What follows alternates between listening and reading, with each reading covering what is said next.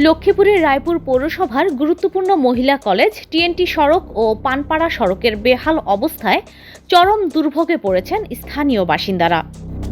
প্রায় ৩ বছরের বেশি সময় ধরে সড়ক প্রস্তুতকরণ ও ড্রেন নির্মাণ কাজ চললেও ধীরগতির কারণে মানুষের ভোগান্তি কমেনি। মহিলা কলেজ থেকে নতুন বাজার মোড় পর্যন্ত প্রায় ১ কিলোমিটার সড়ক জুড়ে বড় বড় গর্ত, কাদা পানি, ধুলাবালি ও নির্মাণ সামগ্রী পড়ে থাকায় যানবাহন চলাচল প্রায় বন্ধ। এমনকি হেঁটে চলাচল করাও কঠিন হয়ে পড়েছে। এই কারণেই স্থানীয়রা সড়কটির নাম দিয়েছে খোঁড়া সড়ক। এই সড়ক দিয়ে উপজেলা পরিষদ, মহিলা কলেজ, পল্লী বিদ্যুৎ অফিস সহ বিভিন্ন প্রতিষ্ঠান ও আশেপাশের এলাকার হাজারো মানুষ প্রতিদিন যাতায়াত করেন। দীর্ঘদিন ধরে কাজ চলায় এলাকার ব্যবসা প্রতিষ্ঠানেও মন্দা দেখা দিয়েছে এবং অনেক ভাড়াটিয়া বাসা ছেড়ে অন্যত্র চলে যাচ্ছেন। এ বিষয়ে রায়পুর উপজেলা নির্বাহী কর্মকর্তা ও পৌরসভার প্রশাসক মোহাম্মদ মেহেদী হাসান কাউসার জানান, সড়কটির কাজ দ্রুত শেষ করতে ঠিকাদারকে নির্দেশ দেওয়া হয়েছে।